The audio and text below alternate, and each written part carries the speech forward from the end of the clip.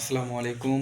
অন্যান্য ধর্মাবলম্বী যারা শুনছেন তাদের প্রতি আমার আন্তরিক কৃতজ্ঞতা ও ভালোবাসা রইল। আমি রাহাতুর রহমান রিগি, পড়াশোনা করছি গোপালগঞ্জ টেক্সটাইল ইঞ্জিনিয়ারিং কলেজ গোপালগঞ্জে। তো আজকে আমরা অ্যাডমিশন পরীক্ষার্থীদের নিয়ে কথা বলবো। আজকে সেকেন্ড টাইম নিয়ে কথা বলবো, বা যারা সেকেন্ড টাইম দেওয়ার ভাবছেন বা সেকেন্ড টাইমার যারা পরীক্ষা দেবেন তাদের নিয়ে কথা বলবো। বুটেক্স অধিভুক্ত টেক্সটাইল ইঞ্জিনিয়ারিং কলেজ থেকে পড়াশোনা করে আপনারা কোথায় জব করতে পারবেন সেটা নিয়ে কথা বলবো।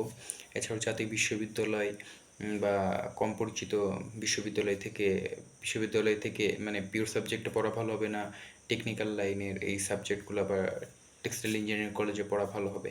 তো এই বিষয়গুলো নিয়ে আজকে কথা বলার চেষ্টা করব। তো প্রথমে আসি হচ্ছে যারা সেকেন্ড টাইম দিবেন, তো তাদের উদ্দেশ্যে কিছু কথা বলি, বা যারা সেকেন্ড টাইম দেওয়ার কথা ভাবছেন।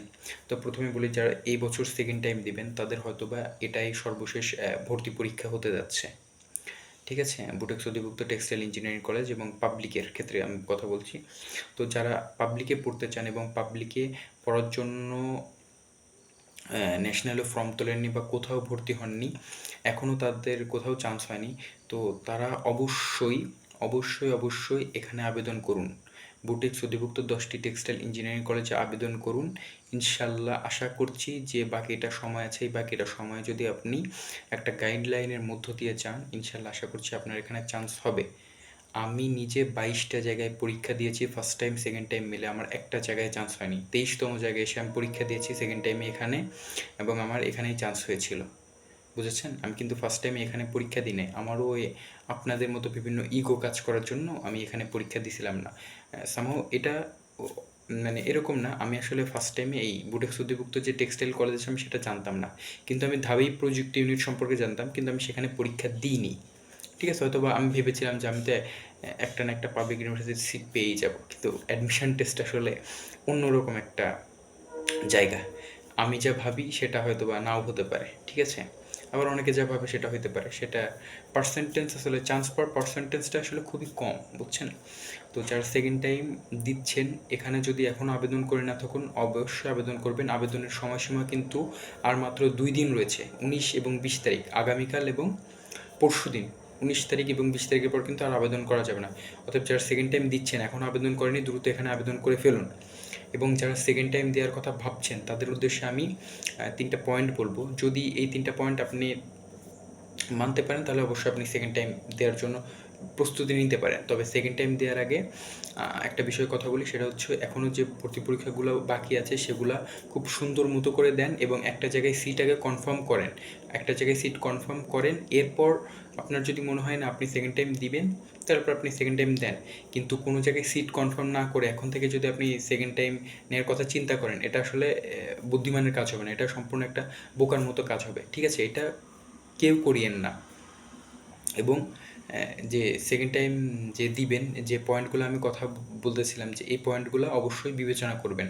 তো প্রথম যে পয়েন্টটা বলবো সেটা হচ্ছে যে কাছের মানুষজন, পরিবার, বাবা মা, ভাই বোন, আত্মীয় স্বজন, এদের কথা শোনার মানে হজম করার ক্ষমতা থাকতে হবে বা শক্তি থাকতে হবে। এরা প্রচুর পরিমাণে ক্রিটিসাইজ করবে, ঠিক আছে, প্রচুর পরিমাণে ক্রিটিসাইজ করবে। তো এই কথাগুলো শোনার আপনাকে শক্তি থাকতে হবে, ঠিক আছে, হজম করার ক্ষমতা থাকতে হবে। দ্বিতীয়ত, আপনার কাছের বন্ধুবান্ধব বা কাজিনরা মনে করেন বিভিন্ন জায়গায় পড়াশোনা করবে, পাবলিক বিশ্ববিদ্যালয়ে পড়াশোনা করবে, তারা ভালো ভালো জায়গায় পড়াশোনা করবে, তারা তাদের এই লাইফস্টাইলগুলো বিভিন্ন সোশ্যাল মিডিয়ায় বা ফেসবুকে আপলোড করবে। তো এই জিনিসগুলো হজম করার একটা শক্তি আপনাকে থাকতে হবে। এবং তৃতীয়ত যে ব্যাপারটা বলি সেটা হচ্ছে, আপনি কিন্তু সারা দিন বাসার ভিতরে থাকবেন, আপনার একঘেয়েমি চলে আসবে, ঠিক আছে, আপনি আর নিতে পারবেন না, মেন্টালি একটা মারাত্মক রকমের ডিপ্রেশন আপনি চলে যাবেন, ঠিক আছে। তো এই জিনিসগুলো ব্যাপারটা বিবেচনা করে যদি আপনি না সর্বোপরি মনে করেন যে না আমি নিব, তাহলে নিতে পারেন। আর যদি না মনে হয় কি না আমার দ্বারা এত কিছু সম্ভব না, তাইলে পারে আমি সেকেন্ড টাইম দিব না, আমি ফার্স্ট টাইমে যেখানে হোক সেখানেই ভর্তি হই। আর একটা কথা বলি শোনেন, এই যে পাবলিকে মানে ন্যাশনালে পড়বো না, প্রাইভেটে পড়বো না, খালি পাবলিকে পড়বো, এইসব মানে চিন্তাধারা এখনকার দিনে আসলে হয় না, ঠিক আছে। এইসব চিন্তাধারা এখন করাই ভুল, কারণ পাবলিকে পড়েও অনেকে খারাপ করতেছে, আবার ন্যাশনাল ইউনিভার্সিটি বা প্রাইভেট ইউনিভার্সিটিতে পড়েও অনেকে অনেক ভালো কিছু করছে, এবং পাবলিকের ছেলে মেয়েদের চেয়েও তারা অনেক দূর আগে আছে, বুঝছেন? অনেক অনেক ভালো কিছু করছে প্রাইভেট ইউনিভার্সিটির ক্ষেত্রে বলতেছি। যদি আপনার বাবার বা আপনার পরিবারের ওরকম সামর্থ্য থাকে, তাহলে অবশ্যই আপনি প্রাইভেট ইউনিভার্সিটিতেগুলো যান এবং পড়াশোনা করেন, ঠিক আছে? তো এটা একটা বিষয় গেল। আর হ্যাঁ, পরবর্তীতে আমরা যে বিষয়টা জানবো সেটা হচ্ছে এই যে টেক্সটাইল ইঞ্জিনিয়ারিং কলেজে পড়ে আপনার জব অপরচুনিটিস কেমন, ঠিক আছে? বা আপনি ভালো কী কী জায়গায় কাজ করতে পারবেন। তো প্রথমেই বলি, আপনি সরকারি বেসরকারি বিভিন্ন জায়গায় কাজ করতে পারবেন এবং সরকারি আপনি বিসিএস দিতে পারবেন। শুধুমাত্র শিক্ষা ক্যাডারে হয়তো বা আপনি যেতে পারবেন না, এছাড়া বিভিন্ন পাট মন্ত্রণালয়, তুলা বোর্ড বা বিভিন্ন সরকারি পলিটেকনিক প্রতিষ্ঠান, এইসব প্রতিষ্ঠানে আপনি চাকরি করতে পারবেন। এছাড়া আপনি বেসরকারি সেক্টর তো আপনার জন্য ওপেন রয়েছে। আপনি গার্মেন্টসে চাকরি করতে পারবেন, মার্চেন্টাইজিংয়ে চাকরি করতে পারবেন, বাইং হাউসে চাকরি করতে পারবেন, অ্যাপারেল ইন্ডাস্ট্রিতে চাকরি করতে পারবেন। তো এগুলো তো আপনার জন্য ওপেন রয়েছে। আরেকটা বিষয় বলি, সেটা হচ্ছে আপনার অনেকে বিদেশে যেতে চায়, দেশের বাইরে যেতে চায়, এবং আপনারা চাইলে এখান থেকে পড়াশোনা করে দেশের বাইরেও যেতে পারবেন।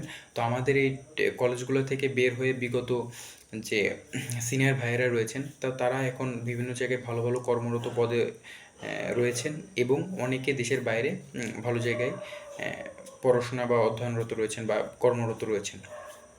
তো আরেকটি বিষয় যেটি বলবো সেটি হচ্ছে জাতীয় বিশ্ববিদ্যালয় বা বিভিন্ন কম পরিচিত বিশ্ববিদ্যালয়ে আপনি এই পিওর সাবজেক্টে পড়বেন নাকি টেক্সটাইল ইঞ্জিনিয়ারিং কলেজে এই টেকনিক্যাল বা কারিগরি সাবজেক্ট পড়বেন। তো এটা অনেকে আর কি মাথায় আসতে পারে। তো আমার ক্ষেত্রে মনে হয় টেকনিক্যাল সাবজেক্ট চুজ করা আই থিঙ্ক বেটার, এবং কারণ এখানে যদি আপনি টেকনিক্যাল লাইনে পড়াশোনা করেন তাহলে আপনার সরকারি বেসরকারি দুইটা জায়গায় প্রায় সমভাবে আপনার জব অপরচুনিটিস ভালো থাকে, ঠিক আছে? কিন্তু আপনি যদি পিওর সাবজেক্টে মানে পড়াশোনা করেন তাহলে পরে আপনার ওই আলটিমেটলি ঘুরে ফিরে খুবই সীমিত সংখ্যক চাকরির মধ্যে আপনাকে থাকতে হবে, এবং বিশেষ করে আপনার ওই শিক্ষা মানে বিসিএস এবং সরকারি হাতে গোনা কিছু চাকরি ছাড়া আপনি আলটিমেটলি কিছু করতে পারবেন। আর একটা কথা, টেক্সটাইল ইঞ্জিনিয়ারিং পড়ে কিন্তু আপনি ব্যাংকেও চাকরি করতে পারবেন, ঠিক আছে? তো এই ছিল মোটামুটি আজকের ভিডিওতে। তো কারো যদি কোনো কিছু জানার থাকে ভিডিওর কমেন্ট সেকশনে অবশ্যই কমেন্ট করতে পারেন। এছাড়াও ভিডিওর ডিসক্রিপশনে আমার হোয়াটসঅ্যাপ নাম্বার দেওয়া থাকবে, আপনারা চাইলে যোগাযোগ করতে পারেন। তো এতটুকুই ছিল, ধন্যবাদ সকলকে সাথে থাকার জন্য। আসসালামু আলাইকুম, এবং অন্যান্য ধর্মাবলম্বী যারা এতক্ষণ শুনছিলেন তাদের প্রতি আমার আন্তরিক কৃতজ্ঞতা ও ভালোবাসা রইল।